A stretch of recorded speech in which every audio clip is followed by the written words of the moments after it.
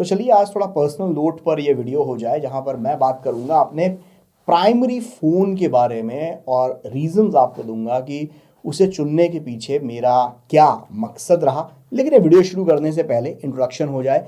मैं हूं अभिषेक करन, इंडिया का सबसे पुराना टेक गुरु। इससे पहले शायद आप लोगों ने मुझे टेलीविजन पर देखा हो, टीवी पर देखा हो, लेकिन अब वक्त है यूट्यूब का। तो इंट्रोडक्शन हो गया, तो शुरू करते हैं gadget lab. Hi there, this is exclusive. मैं पिछले कई सालों से आईफोन को अपने एवरीडे स्मार्टफोन की तरह इस्तेमाल करता आ रहा हूं।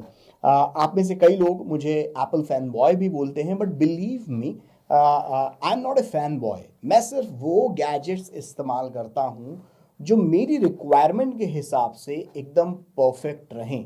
So why iPhone?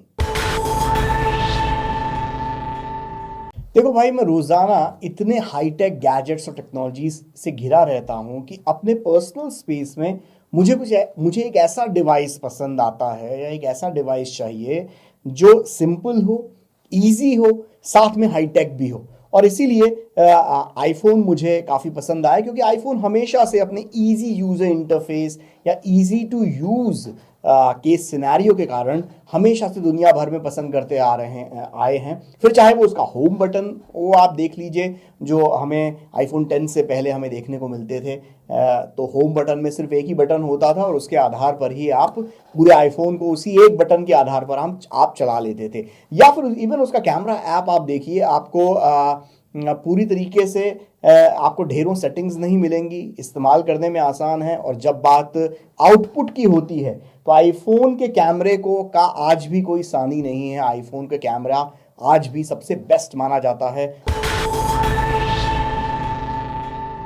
एप्पल की जो सबसे बेस्ट चीज़ है और जो आईफोन के अंदर हमें देखने को मिलती है, वो ये कि जो हार्डवेयर और सॉफ्टवेयर की जो मैरिज है इस एक डिवाइस के अंदर, वो इतनी परफेक्ट है कि आपको किसी भी तरीके की दिक्कत नहीं होती जब बात आप करें परफॉर्मेंस को लेकर। और इसी कारण से कोई कंफ्यूजन भी नहीं है, क्योंकि जो हार्डवेयर डिज़ाइन कर रहा है वही सॉफ्टवेयर भी डिज़ाइन कर रहा है, और दोनों को एक दूसरे की ज़रूरत पता है। और दुनिया में जितने भी स्मार्टफोन बिकते हैं उनमें से आधे से ज़्यादा स्मार्टफोन्स में या तो कंपनी, सॉफ्टवेयर बनाने वाली कंपनी हार्डवेयर बनाने वाली कंपनी के ऊपर डिपेंडेंट है, और हार्डवेयर बनाने वाली कंपनी सॉफ्टवेयर बनाने वाली कंपनी के ऊपर डिपेंडेंट है। इसीलिए ओएस फ्रेगमेंटेशन जैसे प्रॉब्लम्स आपको देखने को मिलते हैं, इसीलिए अपडेट्स नहीं मिलते फ़ोन में, इसीलिए कई दिक्कत होती है कि कुछ ऐप्स तो बहुत बढ़िया चलते हैं, कुछ ऐप्स अच्छे से नहीं चलते।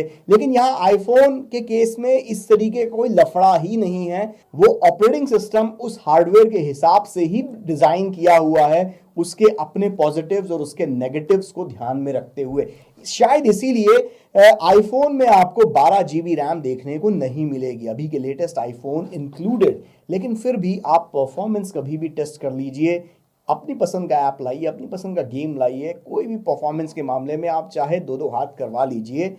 12 GB रैम आईफोन में भले ही ना हो, लेकिन किसी भी 12 GB रैम वाले अपने कॉम्पिटिटर को वो पानी पिला सकता है किसी भी दिन। और ये था मेरा रीजन नंबर 2, वाई आईफोन। अब बात करते हैं रीजन नंबर 3 की। कई स्मार्टफोन्स में जो अगर मैं वैसे बोलूं तो ओएस अपडेट्स नहीं मिलते प्रॉपर तरीके से। ओएस अपडेट या तो रोल आउट प्रॉपर तरीके से नहीं होता, और ये प्रॉब्लम आईफोन के साथ नहीं है। नया ओएस ऑलमोस्ट हर आईफोन को मिलता है, कोई भेदभाव नहीं है, एकदम डेमोक्रेटिक मामला है कि अगर ओएस अपडेट आया या नया ओएस आया तो वो ऑलमोस्ट 50% आईफोन्स को तो मिलेगा ही मिलेगा। इवन 5 जनरेशन पुराने आईफोन्स को भी लेटेस्ट ओएस अपडेट मिल जाता है। तो यहाँ आईफोन के केस में मामला ओएस अपडेट्स को लेकर काफ़ी डेमोक्रेटिक है, और पूरे एप्पल इकोसिस्टम में आपको ओएस फ्रेगमेंटेशन की परेशानी उतनी ज़्यादा नहीं देखने को मिलेगी।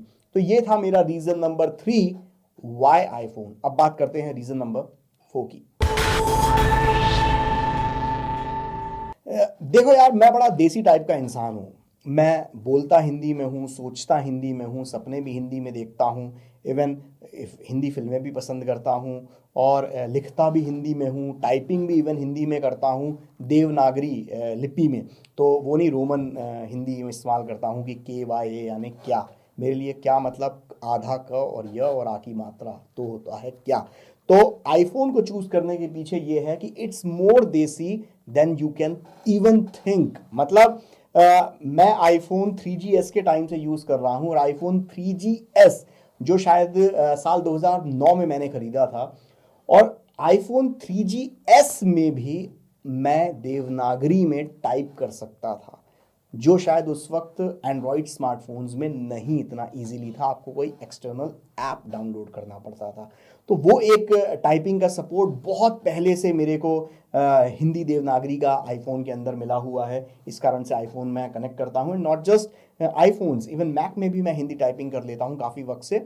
इतना फ्रीक्वेंटली हिंदी टाइपिंग करना आपको विंडोज़ प्लेटफॉर्म पर देखने को मिलता था। स्मार्टफोन्स में उस ज़माने की जो मैं बात कर रहा हूँ, साल 2008-2009 की, नहीं देखने को मिलता था। और आज की तारीख में अगर iOS की अगर हम बात करें तो iOS 13 में तो 22 से ज़्यादा लैंग्वेजेस का सपोर्ट दिया गया है, और वो लैंग्वेजेस यहाँ इंडिया की देसी लैंग्वेजेस का सपोर्ट है। आप हिंदी के साथ साथ असमी, कश्मीरी, संस्कृत, सिंधी, कन्नड़, तमिल, बांग्ला, गुजराती, मलयालम, मराठी जैसी ढेरों भाषाओं में टाइपिंग कर सकते हैं, और ढेरों भाषाओं की वोकैब इसके अंदर बिल्ट इन डाली गई है। इनमें से कई भाषाओं की तो स्पेलिंग मिस्टेक अगर आप करते हैं तो वो भी आपको प्रॉम्प्ट करता है कि भैया आप गलत स्पेलिंग लिख रहे हो, जिसमें हिंदी इंक्लूडेड है। तो हिंदी की स्पेलिंग मिस्टेक्स भी आप नहीं कर सकते आप अपने स्मार्टफोन पर टाइपिंग करते वक्त। और हिंदी की मात्रा की गलती के साथ साथ बाकी भाषाओं की मात्रा की गलती या बाकी भाषाओं की स्पेलिंग मिस्टेक्स भी ये बता देता है। और लेकिन एक कमी जो मुझे लगती है और जो एप्पल के इंजीनियर्स को ठीक करनी चाहिए, कि सीरी अभी भी देसी अंग्रेजी में तो बात कर लेता है, पर सीरी अभी भी हिंदी में बात नहीं करता या हिंदी समझता नहीं है, जैसे अमेज़न का एलेक्सा रानी समझने लग गई है। बट एप्पल मैप्स में अब टर्न बाय टर्न नेविगेशन आ गया है इंडिया की लोकेशंस के साथ भी, तो वो एक अच्छी चीज़ है। बट सीरी को थोड़ी हिंदी सिखाने की ज़रूरत है। चलिए अब बात करते हैं मेरे आखिरी रीज़न की, वाई आईफोन। भाई आज के ज़माने में अगर आप प्रिवेसी को लेकर बहुत ज़्यादा जागरूक नहीं हैं तो किसी ना किसी दिन आपका पक्के से कटेगा। और यही कारण है मेरे आईफोन को इस्तेमाल करने का इतने सालों तक, बिकॉज मैं जो हूँ पर्सनल लेवल पर अपनी प्रिवेसी को लेकर बहुत ज़्यादा सीरियस रहता हूँ। मैं हर एक सर्विस के लिए अलग अलग पासवर्ड्स बनाता हूँ। ये एक बहुत बड़ा कारण है इतने सालों से मेरे आईफोन को एज ए प्राइमरी फ़ोन इस्तेमाल करने का, बिकॉज कम से कम मेरी इंफॉर्मेशन तो सिक्योर है। मेरा ज़रूरी डेटा, मेरा बायोमेट्रिक्स डेटा आईफोन के अंदर किसी दूर देश में पड़े किसी सर्वर में सेव नहीं हो रहा होता है, बल्कि मेरा बायोमेट्रिक्स डेटा आईफोन के अपने डिवाइस के स्टोरेज के अंदर सेव हो रहा होता है। तो इस कारण से उसके चोरी होने का या उसके हैक होने का जो चांसेस हैं वो बेहद कम हो जाते हैं। और मेरी पर्सनल इंफॉर्मेशन जो है, क्योंकि मेरे पास क्योंकि एप्पल का कोई सोशल मीडिया प्लेटफॉर्म, कोई सर्च इंजन नहीं है यहाँ, तो यहाँ पर जो पर्सनल डेटा है वो किसी थर्ड पार्टी को बेचा नहीं जाता, ना किसी एडवर्टाइजर के साथ मेरा डेटा शेयर किया जाता है जिसका फ़ायदा उठाया जा सके किसी और मकसद के लिए। तो यहाँ पर डेटा आपका बेचा नहीं जाता, आपका डेटा सिर्फ आपका डेटा ही रहता है। और ऐप परमिशंस को लेकर भी जब आप आईफोन इस्तेमाल करते हैं तो सिक्योरिटी की ढेरों लेयर्स हैं। ऑल इन ऑल आईफोन में प्रिवेसी को लेकर मामला काफी हद तक सॉर्टेड है। तो दोस्तों ये वीडियो थोड़े पर्सनल लेवल का था। मैंने अपने पर्सनल फोन के बारे में आपके साथ अपने पर्सनल व्यूज शेयर किए। आपको क्या लगता है? आई एम श्योर कई लोग आप मेरे इन बातों के साथ जिसे कहा जाए एग्री भी कर रहे होंगे, और कुछ लोग ऐसे भी होंगे जो एग्री नहीं कर रहे होंगे। लेकिन आप जो भी सोचते हैं, हम लोग एक फ्री डेमोक्रेसी में रहते हैं। आप अगर मेरे विचारों से सहमत हैं या असहमत हैं, नीचे रिप्लाई करके मुझे ज़रूर बताइए, कमेंट्स में मुझे बताइए। मुझे आपकी राय जानकर काफ़ी अच्छा लगेगा। और अगर आईफोन आप पसंद करते हैं तो ये चैनल सब्सक्राइब जरूर कर लीजिएगा। और अगर पसंद नहीं भी करते तो भी चैनल सब्सक्राइब करने में तो कोई नुकसान है ही नहीं, चैनल सब्सक्राइब कर लीजिए। मिलते हैं ये बाजू वाले वीडियो में।